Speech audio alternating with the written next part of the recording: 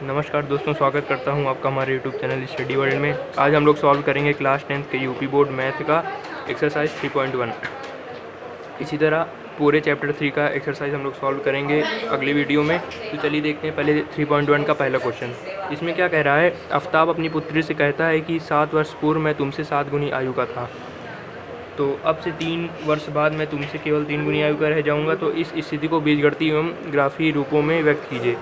तो इसमें हम पहले आफ्ताब की आयु को x मान लेंगे और उसकी पुत्री की आयु को y मान लेंगे।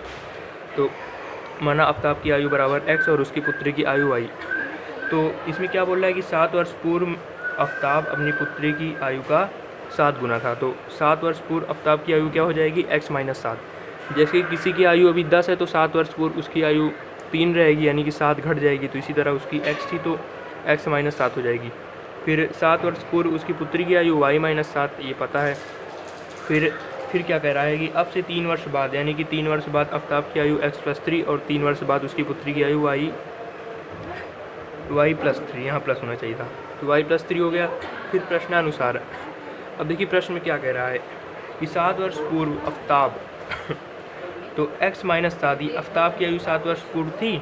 आफ्ताब क्या था, अपनी पुत्री की आयु से का 7 गुना था, यानी कि 7 वर्ष पहले उसकी पुत्री की जितनी आयु थी आफ्ताब उससे 7 गुना था। तो यानी 7 वर्ष पूर्व उसकी पुत्री की आयु y माइनस 7 थी, तो 7 गुना हो जाएगा 7, फिर ब्रैकेट में y माइनस 7। तो ये हमारा पहला कंडीशन हो गया।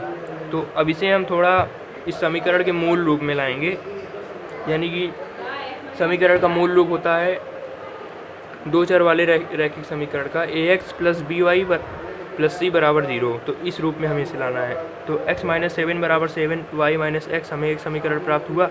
फिर से हम x माइनस 7 और 7 को y से गुणा कर देंगे तो 7y, फिर 7 को 7 से कर देंगे तो माइनस 49। फिर x माइनस 7y, फिर इस 7y को हम इधर ले जाएंगे तो इधर प्लस में है तो इधर माइनस में हो जाएगा, और इस 7 को इधर ला देंगे तो प्लस 7 हो जाएगा।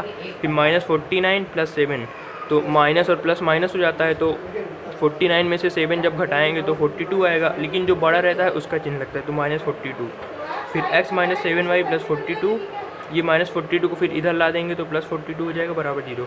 तो हमारा ये इक्वेशन 1 बन गया, यानी समीकरण 1 बन गया। फिर दूसरा समीकरण क्या कह रहा है, आफ्ताब कह रहा है कि अब से 3 वर्ष बाद, यानी कि आफ्ताब अब से 3 वर्ष बाद अपनी पुत्री की आयु से केवल 3 गुनी आयु का रह जाएगा। तो यानी आफ्ताब की आयु 3 वर्ष बाद x प्लस 3 हो गया, तो बराबर उसकी पुत्री की आयु y प्लस 3 है, तो उसका 3 गुना हो जाएगा, यानी कि 3y प्लस 3 का 3 गुना, तो 3y प्लस 3 हो गया। अब इसे भी हम इस समीकरण के मूल रूप में लाएंगे। तो x प्लस 3, 3 को 3y से करेंगे 3y, फिर 3 को 3 से करेंगे तो 9 हो जाएगा। फिर x माइनस 3y, इस 3y को इधर लाएंगे तो x माइनस 3y हो जाएगा। ये प्लस 3 हो गया, इस प्लस 9 को भी इधर लाएंगे तो माइनस 9 हो जाएगा बराबर 0। तो अब प्लस 3 और माइनस 9 माइनस 6 होता है, तो x माइनस 3y माइनस 6 बराबर 0। तो ये हमारा, तो इसे बीजगणितीय एवं ग्राफीय रूप में व्यक्त करना था, तो ये हमारा बीजगणितीय रूप में व्यक्त हो गया। समीकरण 1 समीकरण 2 आपको ऐसे ही सॉल्व करना है। फिर आगे क्या है, अब ग्राफीय रूप में हम कैसे इसे व्यक्त करेंगे।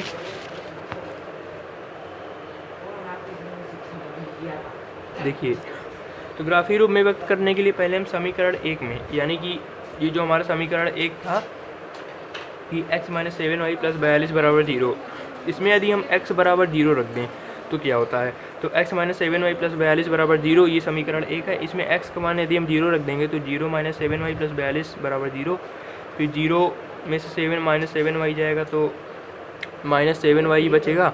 फिर इस 42 को यदि हम इधर ले जाएंगे तो ये माइनस 42 हो जाएगा। फिर माइनस 7y माइनस 42, माइनस से माइनस कट जाएगा तो 7y बराबर 42 हो जाएगा। फिर y बराबर, ये 42 यहाँ है तो 7 इधर गुणे में है तो इधर 42/7 हो जाएगा।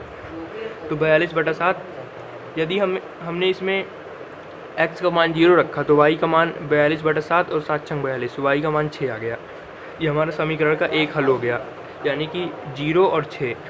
फिर यदि हम x का मान 7 रख दें तो x माइनस 7y प्लस 42 बराबर 0, हम x की जगह पे 7 रख देंगे तो 7 माइनस 7y प्लस 42 बराबर 0 हो जाएगा।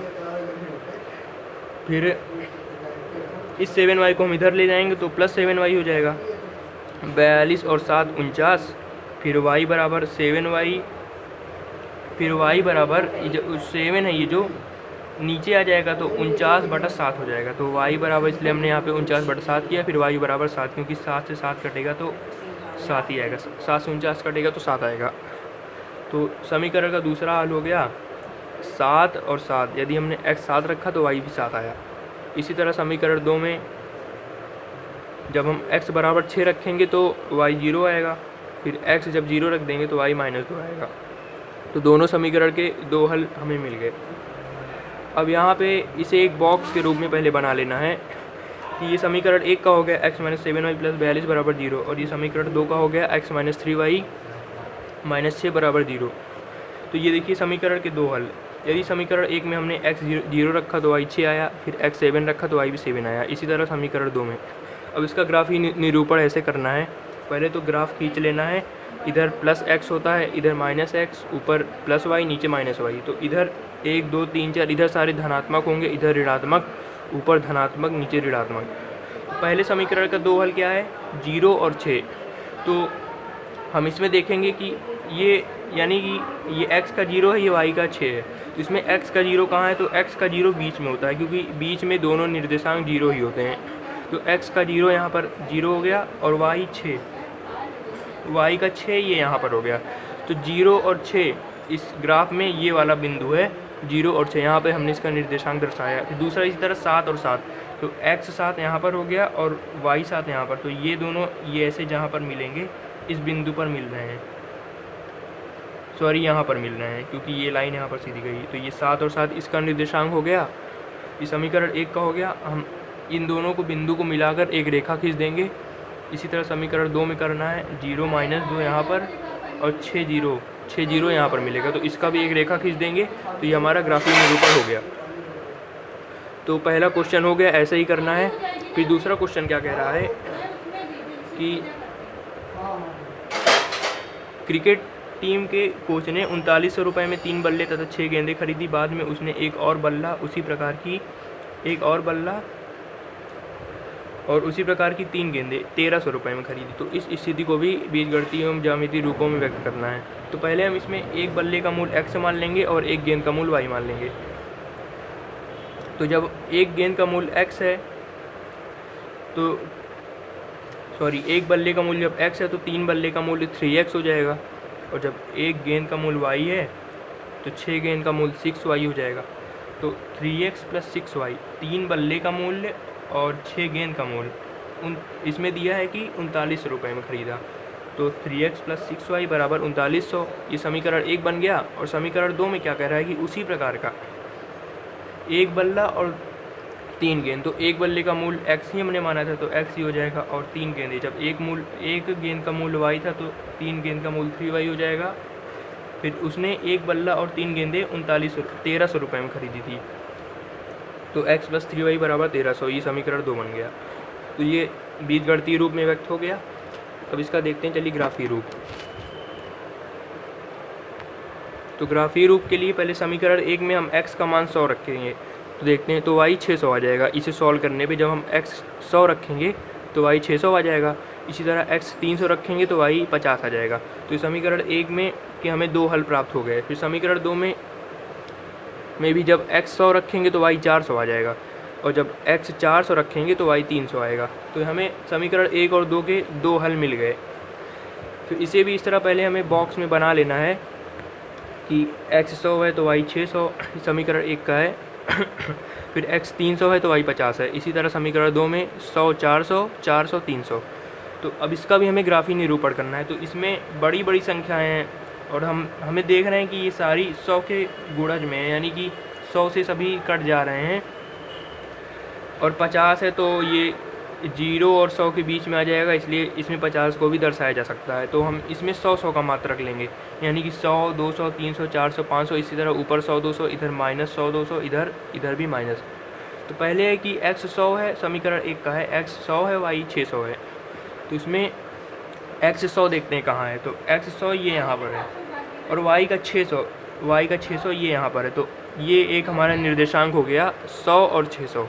समीकरण 1 का पहला निर्देशांक, और दूसरा निर्देशांक क्या हमें दर्शाना है कि x 600 y 50। तो x का 600 इधर हम जाएंगे, ये है x का 600 और y का 50, सॉरी यहाँ पर x का 300 है, x का 300 y 50, तो x का 300 यहाँ पर है और y का 50, ये 0 और 100 के बीच में 50 ये यहाँ पर होगा, तो y का 50 ये यहाँ पर हो जाएगा। तो ये दूसरा निर्देशांक मिल गया 350। तो हम समीकरण 1 के दोनों बिंदुओं को मिला देंगे, एक रेखा ऐसे खींच देंगे।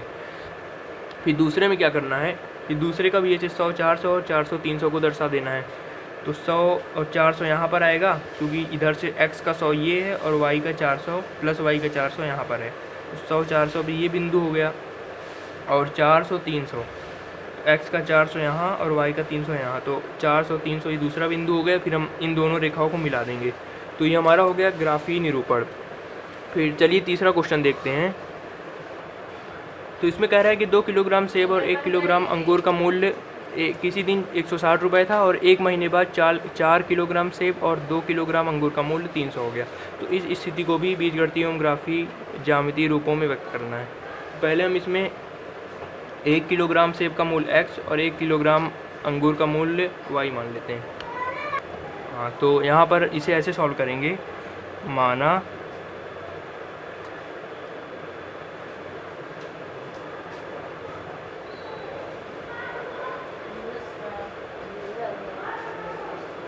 एक केजी सेब का मूल्य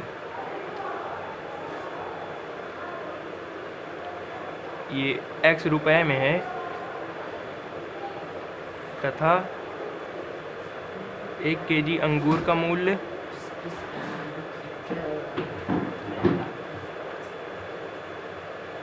बराबर y रुपए। तो इसमें क्या कह रहा है कि ये यहाँ पर है, किसी दिन 2 किलोग्राम सेब और 1 किलोग्राम अंगूर का मूल्य 160 था। तो इसमें हम क्या करेंगे, जब हमने 1 किलोग्राम सेब का मूल्य x माना है तो 2 किलोग्राम सेब का मूल्य 2x हो जाएगा। तो यहाँ पर हमें लिखना होगा प्रश्नानुसार, यानी कि प्रश्न में जो कह रहा है, तो प्रश्नानुसार 2x प्लस और 1 किलोग्राम अंगूर का मूल्य, तो 1 किलोग्राम अंगूर का मूल्य y है, तो 2x प्लस y बराबर कितना था, और 1 किलोग्राम अंगूर का मूल्य 160 रुपये था, बराबर 160। फिर इसे हम इसके मूल रूप में लिखेंगे, तो 2x प्लस y माइनस 160 बराबर 0। ये हमारा समीकरण 1 बन गया। फिर समीकरण 2 में क्या, फिर दूसरा कंडीशन क्या कह रहा है कि 1 महीने बाद यानी कि किसी अन्य दिन 4 किलोग्राम सेब और 2 किलोग्राम अंगूर का मूल्य 300 रुपये हो गया। तो 4 किलोग्राम सेब का मूल्य 4x हो जाएगा प्लस 2 किलोग्राम अंगूर का मूल्य 2y हो जाएगा, बराबर 300 रुपये कह रहा है, 300 हो गया। तो इसे फिर आगे क्या करेंगे, 4x minus 2 plus 2y minus 300 बराबर 0। ये हमारा समीकरण 2 बन गया। अब ये हमारा वो ज्यामितीय रूप में निरूपण हो गया। अब इसे ग्राफीय रूप में देखते हैं कैसे करते हैं। तो पहले है कि समीकरण 1 में x बराबर 40 रखने पर, जब हम समीकरण 1 में x 40 रखेंगे तो y 80 आ जाएगा। इसे आप सॉल्व कर लीजिएगा क्योंकि वीडियो ज़्यादा लंबा हो जाएगा। तो x बराबर 40 रखने पर y बराबर 80 आ जाएगा। और फिर समीकरण 1 में ये हेडिंग लिखिए, समीकरण 1 में जब x बराबर 50 रखने पर y बराबर 60 आ जाएगा। इसे आप रख के सॉल्व कर लीजिएगा, तब आप सॉल्व कीजिएगा। फिर आगे है समीकरण 2 में, जब समीकरण 2 में हम x बराबर 40 रखते हैं तो y हमारा आ जाएगा 70। फिर जब x बराबर 60 रख देंगे तो y हमारा आ जाएगा 30। तो ये हमारा दोनों समीकरणों के दो हल मिल गए। अब चलिए इन्हें देखते हैं कि हम ग्राफीय रूप में कैसे निरूपित करेंगे।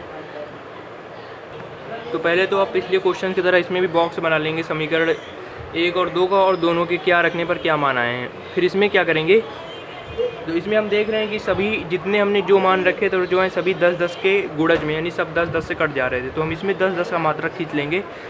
थोड़ा आप अच्छे से बना लीजिएगा और सभी की दूरी बराबर कर लीजिएगा, 1 सेंटीमीटर या 2 सेंटीमीटर। तो पहले देखते हैं, जो हमने x का मान 40 रखा था तो y 70 आया था, यानी जब x को हम 40 लेंगे इधर से, ये x का प्लस 40 हो गया तो y का 70 हो जाएगा। तो 70 10 20 30 40 तो लगभग यहाँ पर आएगा 40 70। ये हमारा पहला हो गया।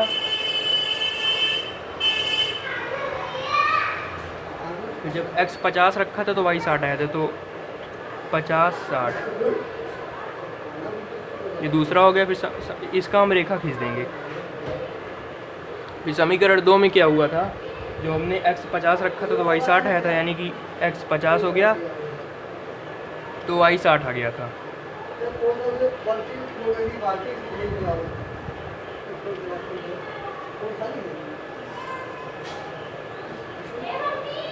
भी नहीं है तो x 50 है तो y 60 आ जाएगा। फिर दूसरी बार में क्या हुआ था, x 60 रखने पे y 30 आ गया था, तो x 60 यहाँ हो गया और y 30, तो 60 और 30। फिर इसे भी हम मिला देंगे ये। तो इसका ग्राफीय निरूपण हो गया। आपको ये समझ में आ गया होगा। तो वीडियो देखने के लिए धन्यवाद। मिलते हैं अगली वीडियो में। अगली वीडियो में हम लोग एक्सरसाइज 3.2 सॉल्व करेंगे। Thank you.